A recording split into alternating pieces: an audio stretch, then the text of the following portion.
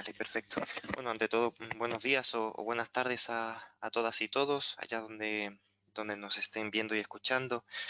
Bueno, efectivamente, este webinar surge pues un poco haciendo un poco de meta-webinar, por así decirlo, pues surge un poquito conversando con los distintos compañeros, ¿no? Que muchas veces los conceptos de automatización, transformación digital, eh, pues se iban confundiendo, uno lo ve en las redes sociales, lo ve también en el mercado, en los distintos clientes, pues vemos que efectivamente hay confusiones o no se sabe muy bien a qué estamos referenciando o de qué manera nosotros podemos hacer una mejor gestión de las distintas herramientas que tenemos, pues para conseguir unos mejores resultados y objetivos, ¿no?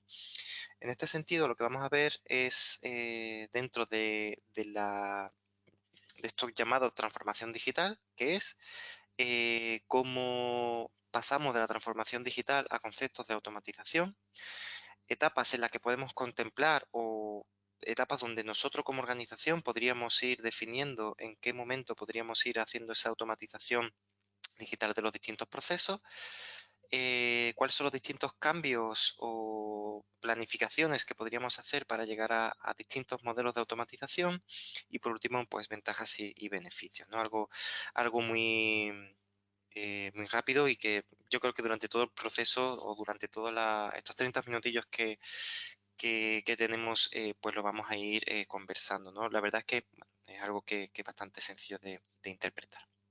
Entonces, ¿qué podemos llegar a considerar como transformación digital? De hecho, en los distintos gobiernos, en los distintos, de hecho, no solo los distintos gobiernos, las distintas organizaciones gubernamentales, también transnacionales, sobre todo en España o en Europa, está muy marcado por los objetivos de desarrollo sostenible, pues tenemos un gran énfasis en hacer una transformación digital, ¿vale? Pero ¿qué es? ¿Qué se considera transformación digital? eh, Nosotros podríamos llegar a considerar que la transformación digital es un proceso que se puede dar en las distintas organizaciones de manera que poco a poco las distintas actividades que se vayan realizando de manera tradicional pues se puedan ir haciendo a través de las nuevas tecnologías o las tecnologías de la comunicación, ¿vale? Los que podríamos considerar las TIC. Este cambio que se va haciendo paulativamente en base a distintas etapas, que se viene dando también en las distintas capas de la sociedad. Vemos que muchas veces llega antes a la sociedad, posiblemente muchos chicos y chicas de 15 y 20 años utilizan más tecnología que una persona de 60 o de 70.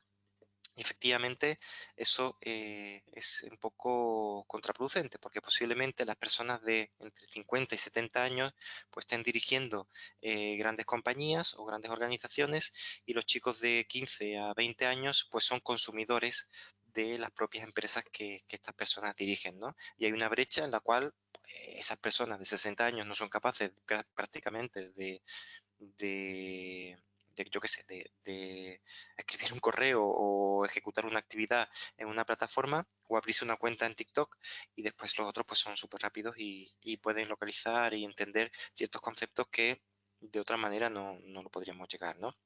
A nosotros en muchos casos nos sucede que hay clientes que nos piden pues ciertas cosas que de hecho el cerebro muchas veces hasta cortocircuita porque son cosas que a lo mejor hace 10 años era muy de moda, pero ya no. Ya dices, oye, pero ¿por qué quieres eso? ¿Qué necesidad tienes que me pides eso? No, es que mi necesidad es esta. Bueno, pues entonces vamos a tratar de converger sobre esta transformación digital sin traer eh, expectativas o mala praxis que usábamos en modelos antiguos, ¿no?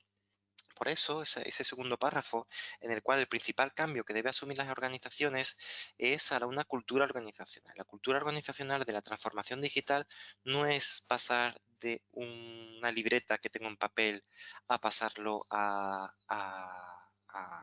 una nube, a un repositorio, ¿vale? Hay personas que le encanta escribir en papel, hay veces que es necesario, sobre todo los que somos más viejitos, pues hacer ese garabato, tomar un lápiz, escribirlo, etcétera. Pero, por ejemplo, yo no utilizo cuadernos en papel, yo utilizo unos cuadernos que son unos films.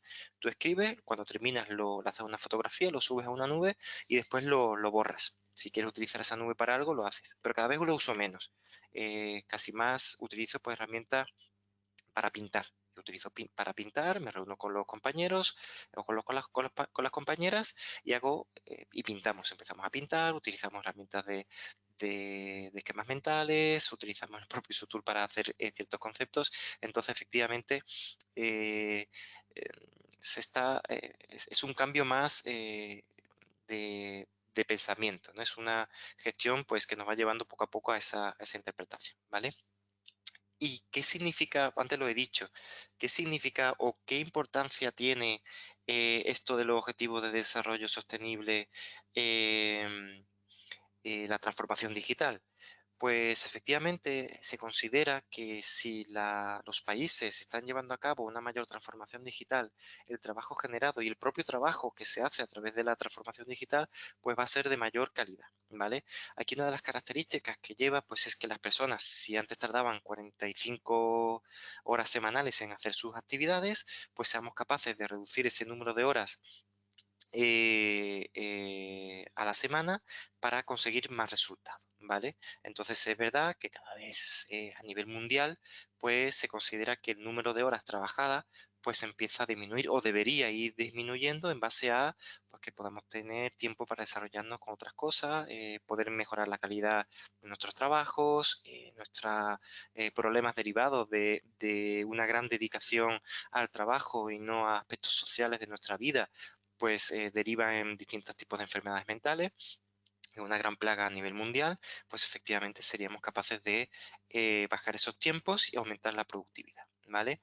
Es más, hay distintas corrientes de otras ciencias, como por ejemplo la sociología o la historia, arqueología, donde se determina que hoy día un trabajador promedio dedica más horas en sus actividades que, por ejemplo, un agricultor de la Edad Media trabajaba pues para su señor. Es verdad que no trabajaba para él, pero el número de horas pues posiblemente no son 12, 13, 14 horas trabajando, aunque sea delante de un computador, pues para llevar a cabo una actividad. Evidentemente, las otras consideraciones materiales de la Edad Media ahora pues se han mejorado mucho, pero efectivamente tenemos que avanzar y tratar de a través de la transformación digital y la automatización, porque no es solo transformación digital y poner todo en la nube y tintán, sino que esto sea automático y que cada vez las personas tengamos que dedicar nuestras habilidades pues para hacer otras cosas y no tener que hacer actividades mecánicas o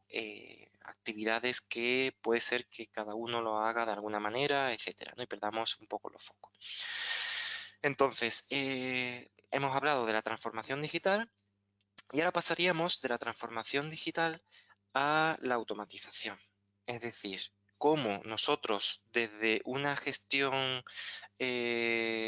digitalizada o una transformación muy manual, vamos pasando poco a poco a que el sistema esté automatizado. ¿Qué significa? Pues que no haya un humano que esté pendiente de hacer algo o que cuando el humano hace algo, el sistema o la herramienta se encarga de hacer cada vez más cosas, ¿vale?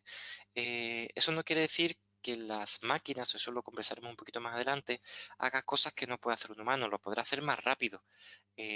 Pero si un humano no es capaz de hacerlo, pues a lo mejor es difícil que lo pueda hacer una máquina. Estoy hablando de una máquina, un sistema software, ¿no? En este caso, vemos que se va evolucionando desde los distintos factores. Nosotros vemos que desde el área de sistemas de gestión, sistemas de información, gestión de procesos, hay como una lentitud. No, no sé muy bien por qué, pero hay ciertas cosas como que se hicieron en los años 90, pucha, nos cuesta trabajo cambiarlo, no, como que no avanzas, ¿no? Yo sigo viendo pues, personas que nos dicen, oye, ¿y dónde está mi estado de documentos vigente? Y el documento yo puedo hacer y veo documentos de 80, 90 páginas, todo ahí, y referenciado. Y la verdad es que, bueno, da un poco de pereza pues seguir viendo cosas que seguimos 30, 40 años viéndolo exactamente igual, ¿no? Entonces, en esta transformación desde lo físico o desde lo digital primario hasta la actualidad, que este año ha sido el despertar o el gran despertar social de la inteligencia artificial, porque se ha puesto muy común y hay distintas organizaciones como OpenAI que han abierto un poco la veda, pero hay muchas y ya se llevaba mucho tiempo trabajando en esto, pero ahora se ha socializado un poquito más, ¿no? Pues efectivamente cómo vamos a ir por los distintos bloques interpretando cuáles son las distintas disposiciones. No estoy hablando de que todo el mundo tenga que ir al último nivel, pero sí es verdad cómo podríamos ir pasando efectivamente e interpretando dónde estamos y qué camino nos corre o nos queda por recorrer, ¿vale? No siempre es lineal, no siempre podemos decir, ah, pues ya está, pues si yo hago las cosas así, es que estoy en el pasado. No, simplemente pues lo estoy haciendo de esa manera, ¿vale? Y posiblemente pueda que hacer un plan pues para pasar a otro nivel en base también a mis circunstancias y a mi sector, ¿no? En ese sentido, la primera etapa que podríamos considerar, en este caso sí es verdad que se da mucho en este tiempo, pero todavía se sigue viendo, es lo que sería la etapa de documentación. Vamos documentándolo todo, todo en herramientas pues en Word, en Excel, va quedando todo pues documentado, luego eso se imprime, las personas lo pueden ir a consultar a mano, es que se hace en digital y se pasa a papel. Eso sigue pasando mucho, ¿eh? Nosotros muchas veces nos dicen, ah, ¿y cómo puedo imprimir esto? Pero imprimir, dice, sí, sí, imprimir, pero esto está firmado digitalmente, ponte tú. Dice, sí, pues lo quiero imprimir. Ah, ok, pero si lo imprimes pierdes las características de una firma digital, que son los metadatos del certificado, etcétera, ¿no? No, no, yo lo quiero imprimir y quiero ver ahí mi garabato de que firme porque si no, no estoy seguro. Pues entonces dice, bueno, ¿estás digitalizando o no? Aquí en España pasa una cosa muy curiosa, que es que se puede hacer muchas cosas muy digitales y el otro día fui yo a renovarme la cédula, el DNI. Yo he vivido durante mucho tiempo en Chile y claro, cuando volví a España pues tenía que hacer ese trámite, ¿no? Evidentemente pues cambio de domicilio. Y ahí en ese caso yo fui aquí lo hace la Policía Nacional, algo en Chile que sería como la PDI, y se presentan unos documentos y tienes que presentar pues que estar como en el registro civil, está empadronado en la localidad. Yo fui con mi empadrón, mi documento digital y el policía me dice, no, no, es que tú lo tienes que imprimir, pero tienes que traer impreso. Digo, ah, pero lo tengo digital. Dice, no, tú me lo traes impreso y yo lo escaneo y lo vuelvo a digitalizar. Digo, pero bueno, pero eso es una locura. Es decir, si yo ya lo tengo digital, ¿por qué lo vas a imprimir y lo vas a volver a escanear? Pues ese tipo de cosas que se daban en aquel momento, pero todavía burocráticamente, pues se sigue haciendo. Nosotros en España, pues nos gusta mucho la burocracia, casi que la potenciamos mucho los últimos 500 años y coño, no la queremos perder, ¿no? Entonces, en ese sentido, hay todavía cosas pues muy loquillas, ¿no? Entonces hacemos cosas en Excel, luego lo pasamos a papel y luego lo vuelvo a meter en Excel. Eso todavía se sigue haciendo a día de hoy y es muy común, ¿vale? Después tendríamos etapas cada vez más digitalizadas, donde ya hay cierto nivel de definición y automatización. Es decir, al menos no lo tengo impreso, pero sí es verdad que se hace mucho uso de herramientas de repositorio, ¿vale? Por ejemplo, SharePoint, que surgió en torno al año 2001, Dropbox creo que sale en el año 2008, ya un poquito más nuevo pues el Drive, que aparece algo así como en el año 2011, pero sí es verdad, durante la segunda etapa 2000, de los años 2000, 2005, 2008, inicio del 2010, 2011, 2012, pues, y todavía se sigue dando, pues son cosas que pues se van mejorando y tenemos ahí capacidad de dejarlo en un repositorio, alguien va, lo recopila, etcétera. También se daba un poquito antes, pues también pues servidores compartidos, yo lo dejo en un servidor compartido y ahí distintas personas entran, lo recopilan, lo visualizan, completan la información, lo dejan ahí a través de distintas herramientas pues van dejando comentarios. Está la versión 1, la versión 2, la versión 3, la versión 5, la versión última, última de última, el borrador 1, borrador 3, y ahí pues con el nombre como puedan, pues lo van definiendo, ¿no? Pues cada vez más se va haciendo una definición.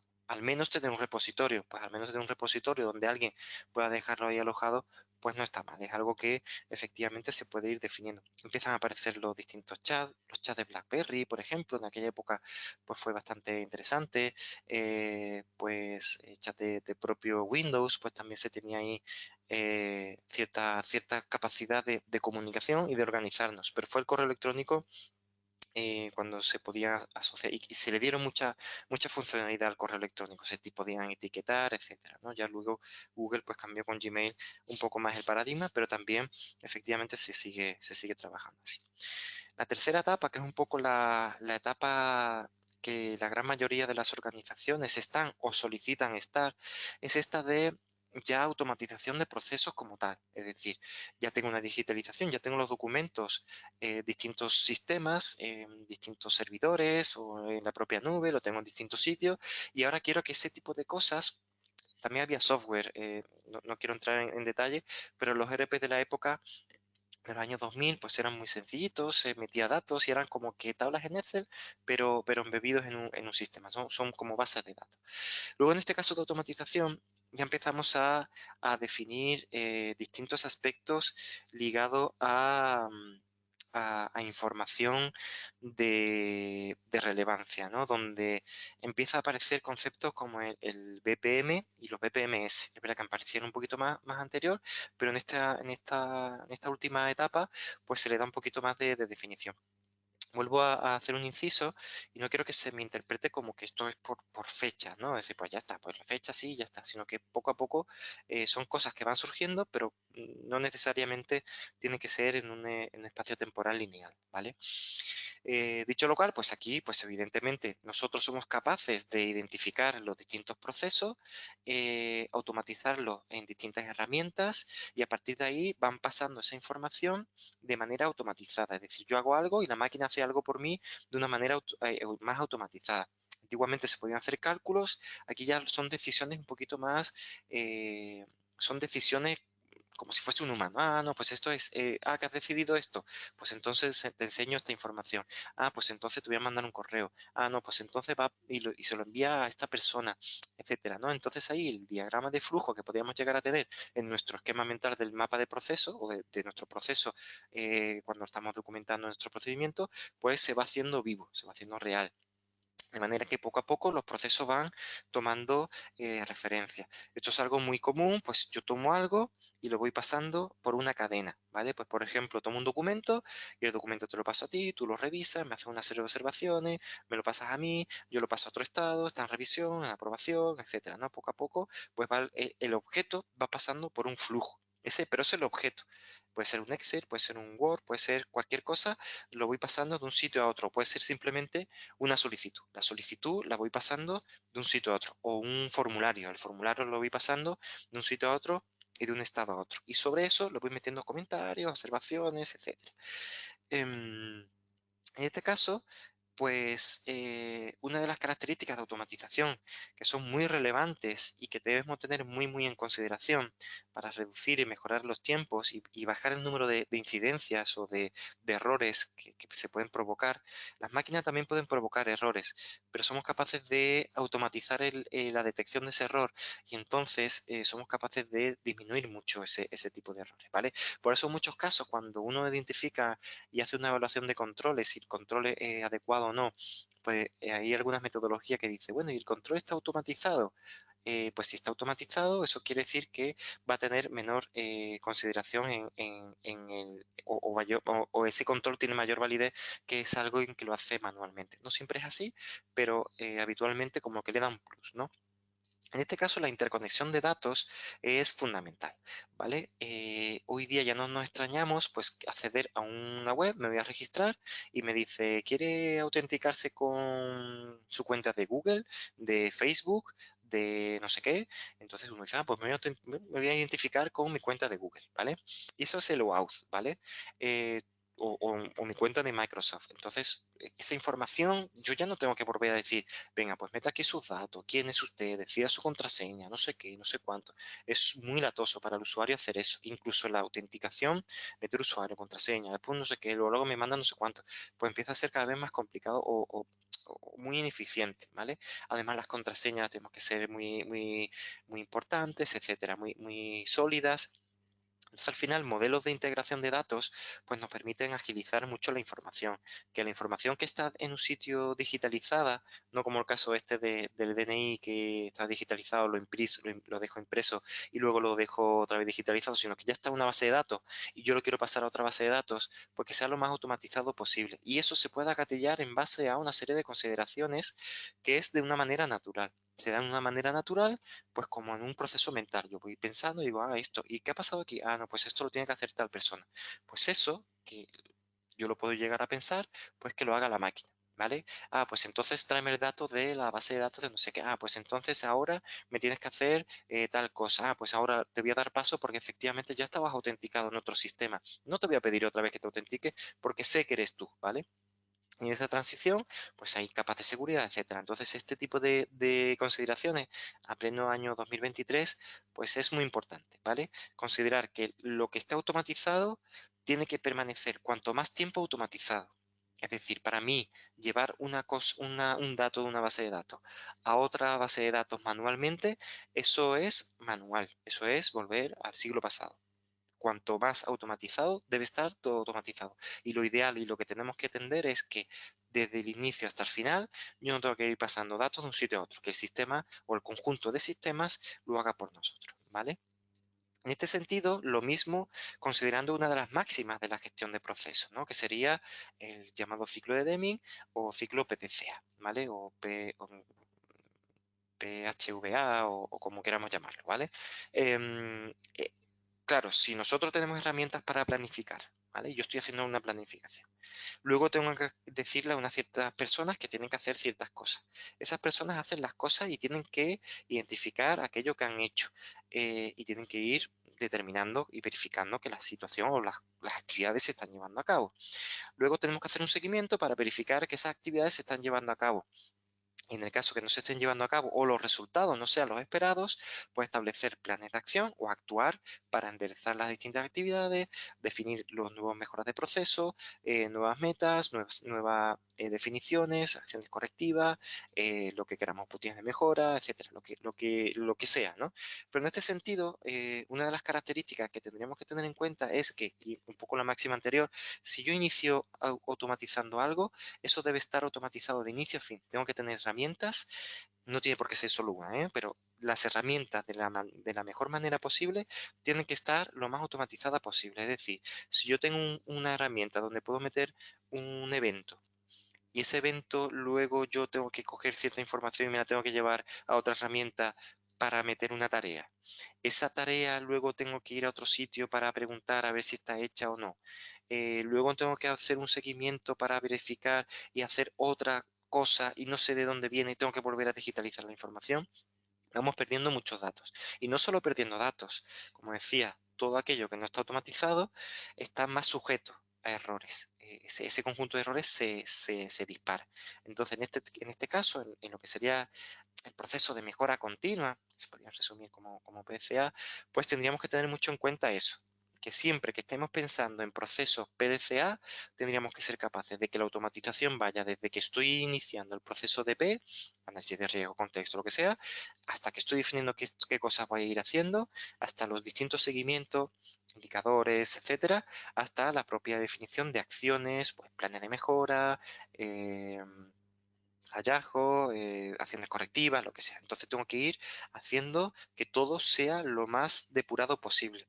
Por ejemplo, si yo no soy capaz de hacer desde el análisis del contexto, llevar hasta el análisis de materialidad sin pasar datos de un sitio a otro, hablando un poco de sostenibilidad, pues estoy fallando, por así decir, ¿no? No estoy siendo capaz de dar todo lo que se consideraría, ¿no? Y tenemos que automatizar también las interfaces de información. No basta solo con tener algo ya en una herramienta, yo que sé, una herramienta en un gestor de riesgos, si luego resulta que para meter el evento y hacer el plan de acción me tengo que ir a otra herramienta? Y es que resulta que luego para comunicar el estado me tengo que ir a, yo que sé, a Teams. Pues es una locura, todo debería estar ya interconectado, pues para que sea mucho más sencillo y más rápido. Y no perder el tiempo, como decía, se nos va mucho tiempo en aspectos no productivos, ¿vale? Todo este rato estamos hablando de Six Sigma y Lean Manufacturing, ¿no? Pero no lo llamo así, pero efectivamente son aspectos que podemos ir considerando, ¿no? También una etapa de automatización muy importante son las de evaluación.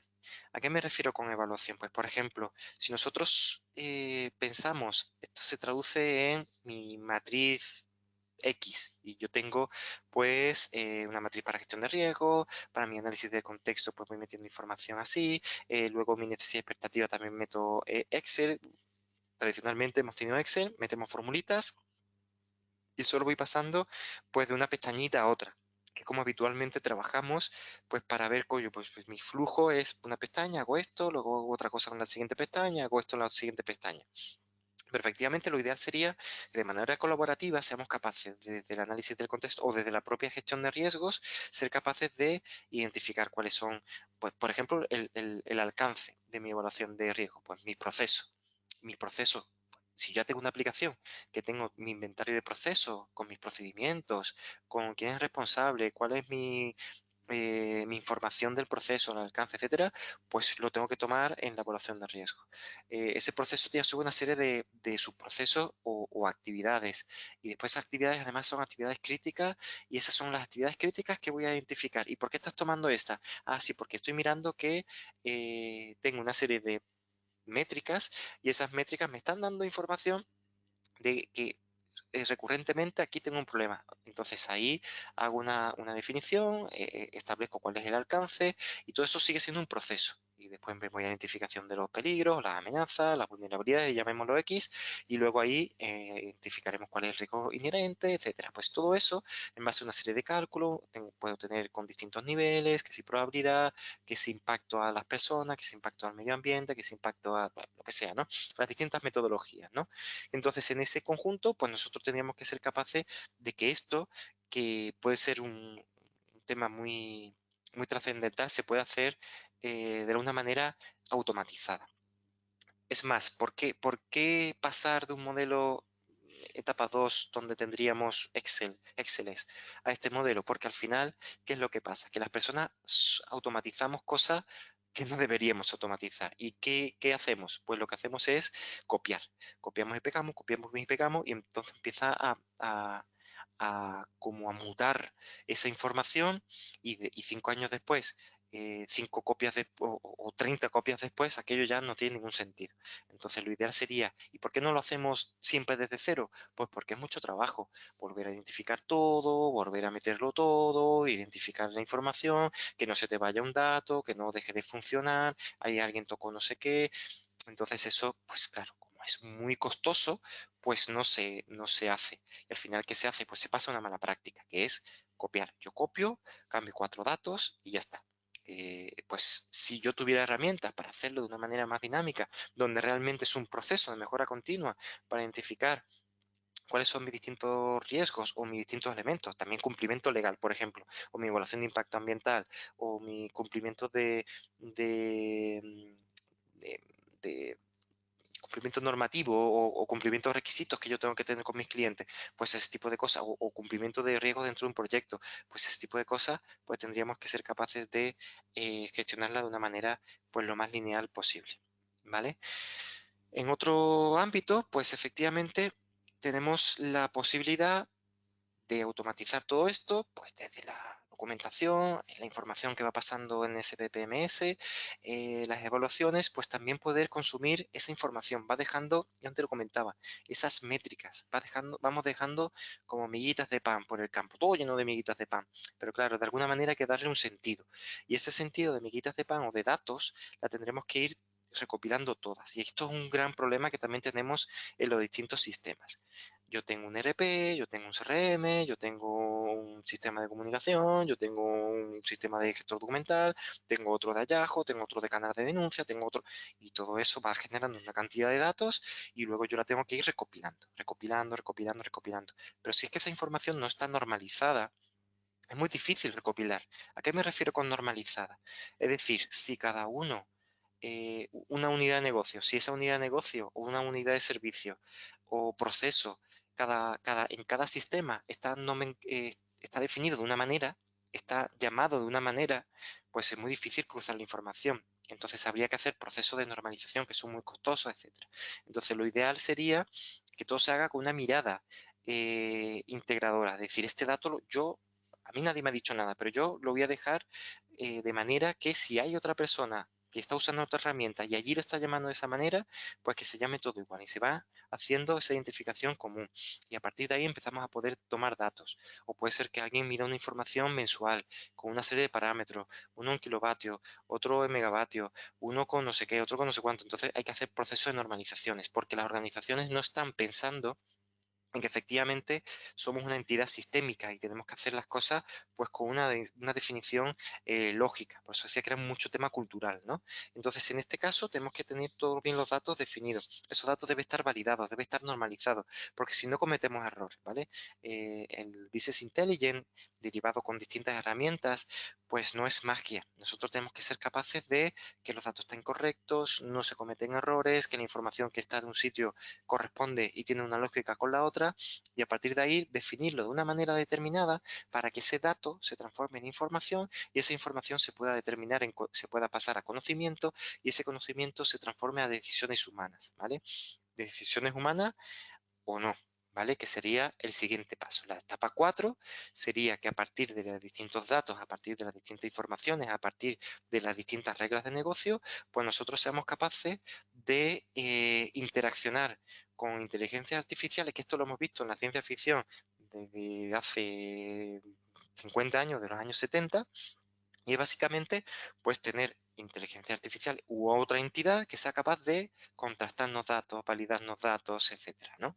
Entonces, en este caso estamos en la etapa 4. Como digo, no necesariamente estamos aquí, pues si yo tengo unas personas que con suerte son capaces de encender el computador, pues a lo mejor no estamos aquí, o sí, a lo mejor esas personas que no son capaces de hacer ciertas cosas complicadas, pues a lo mejor si conversa con una máquina y la máquina es capaz de entenderlo, pues sería mucho más sencillo. Entonces, esta capacidad o esta fase más inmersiva, donde ya la información fluye un poquito más distinta. A mí, por ejemplo, me cuesta trabajo, bueno, yo nací y crecí en los 80, pues me cuesta un poco más de trabajo, pero me cuesta mucho trabajo tomar un documento de 90 páginas y empezar a leerlo. Es más, imprimirlo para leerlo me parece un locurón, porque yo utilizo herramientas y a mí me parece más rápido, pues encapsular, etiquetar trozos de la información, etcétera, ¿no? Entonces esos documentos, esos informes, cuando uno hace hace el doctorado o hace un trabajo fin de máster y tiene que hacer documentación gigante y digo, pero eso es inviable, pero ¿por qué lo hacemos así? Pues seguimos en esa línea, ¿no? Cuando tenemos que hacer informes y hacemos informes de 90 páginas, cuando podríamos hacerlo de otra manera, ¿no? O procedimientos o manuales de proceso también de 200 páginas. Pues no tiene mucho sentido. Luego el mantenimiento de eso es costoso, se nos lleva tiempo. Entonces por eso tiene que ser algo más inmersivo. Y la información pues me debe ser capaz de localizarla pues a través de búsquedas inteligentes o no búsquedas, sino que el sistema debería de saber o a través de ciertas cosas podríamos ser capaces de que el sistema me dé la información que yo estoy necesitando. ¿Vale? A veces ni siquiera sé que estoy necesitando esa, pero tendríamos que ser capaces de localizar esa información. ¿Vale? ¿Y en qué nos puede ir sirviendo esta información? Pues, por ejemplo, para la corrección de sesgos particulares. Es decir, no podemos olvidar que somos personas. Yo he estado en ciertos procesos de automatización de ciertos componentes donde involucraba a 50, 60 personas y lo hacían, era algo que hacían ya en papel o en etapa 1, por así decirlo, etapa 2, y cuando lo pasamos a una automatización más gruesa, pues cada uno hacía las cosas de una manera distinta. No se dieron cuenta que hacían las cosas distintas hasta que no lo pusimos en un sistema automatizado, ¿vale? ese primer nivel de automatización, pues corrige y homologa o homogeniza conceptos, pero es verdad que seguimos teniendo conceptos muy particulares. Por ejemplo, si nosotros hacemos un análisis de un evento, ponte tú un accidente, pues puede ser que en base a nuestra experiencia, en base a nuestra información que tenemos a mano, pues tendremos que dar una serie de resultados. O cuando estamos analizando una serie de indicadores, pues hacemos una parcialización por resumen mental de nuestras capacidades y tomamos una decisión. Si esto lo contrastamos contra una máquina, puede ser que ese sesgo particular no se dé, porque es capaz de analizar mucha más información, es capaz de definir muchos más elementos y a lo mejor no estás viendo algo por tu sesgo. Eso pasa también con predicción de suceso. Si esto está sucediendo continuamente, a lo mejor yo no estoy dándome cuenta que el plan que estamos definiendo pues para corregir o para cambiar algo de la maquinaria, pues está afectando algo que a priori parecía que no tenía un grado de correlación, pero está pasando. Y de manera que yo soy capaz de predecir en base a cuánta inversión voy a hacer en un lugar para tener una serie de resultados en otro, ¿vale? Y no necesariamente de manera directa. También para hacer tareas rutinarias, pues viene, yo qué sé, viene un ticket. El sistema lo lee y lo clasifica. Pues para que no sea una persona el que lo hace, o llega un correo electrónico, o llega a ciertas actividades, yo llego y lo hago a manito, ¿no? Pues eso que el sistema sea capaz de leerlo y diga, ah, no, esto por aquí, ah, no, esto por allí. O si, por ejemplo, estoy trabajando con muchos contratistas y me tienen que entregar mucha documentación, pues ir verificando un documento a documento, pues es un poco latoso, se me puede pasar algo. Entonces son cosas que el sistema lo puede hacer de manera más rutinaria y más rápida, ¿vale? Y luego pues poder identificar errores casi inmediatos.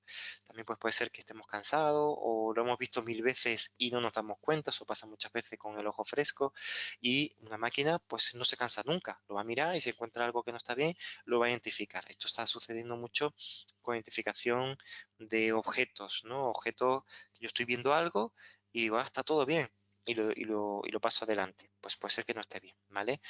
Yo cuando he trabajado en el sector automotriz, hay ciertas partes que todavía se hacen de manera manual y ciertas personas empiezan a mirarlo en detalle y empiezan a verificar pues que este pues, el logotipo de la marca Volkswagen, por ejemplo, pues sale sin errores, etcétera, ¿no? Y van tomando y van pasando. O hay ciertas cosas que lo van haciendo. Lo ideal es pues que sería pues una máquina la hace una foto o lo mira y puede compararlo con una serie de patrones e identificar que si está bien o no. Es verdad que el humano lo hace súper bien, pero puede ser que de manera repetitiva, pues puede ser que cometamos errores, ¿no? Entonces, estos son como las grandes etapas. La última, pues es la que estamos ahora mismo inverso. Esto no es ciencia ficción, esto ya es realidad. Hay distintas herramientas. Nosotros incluso en Instituto pues tenemos cierto nivel de inteligencia artificial. Nuestras líneas de desarrollo van en ese ámbito y efectivamente tenemos que plantearnos, ¿vale? Y este planteamiento de la transformación digital, pues tendríamos que ir viendo cómo lo vamos haciendo, ¿vale? Em, y aquí es muy importante, y me vuelvo a la fase anterior, identificar dónde estamos y hasta dónde podemos llegar y establecer planes de poco a poco, pues para poder hacer esas actividades. La gestión del cambio es una de las series de los procesos, las actividades más complicadas, porque si no lo haces bien, el rechazo puede ser muy alto, ¿vale? Entonces, en este caso, todo parte para hacer una transformación de la cultura organizacional. En esta transformación digital o esta automatización tenemos que ir pasando poco a poco. Las personas tienen que ser conscientes. Cuando yo elijo la herramienta, tengo que ser capaz de hacer partícipe a las personas, pensar en las personas que lo van a ocupar. Si yo pienso en mí mismo, pues yo no utilizaría, incluso Isotools no sería como es, porque yo lo haría para mí, pero nosotros lo hacemos pensando también en todas las personas, para las personas que son muy hábiles con la tecnología y para personas que no. Entonces tendríamos que considerar los grupos de interés, ¿no? Tenemos que hacer una gestión completa de lo que sería el liderazgo y el compromiso. Tenemos que identificar quiénes son los líderes pequeñitos, no tiene que ser líder gigante. Muchas veces las organizaciones se dan líderes en grupos que a priori no tienen un cargo o un rol de jefatura.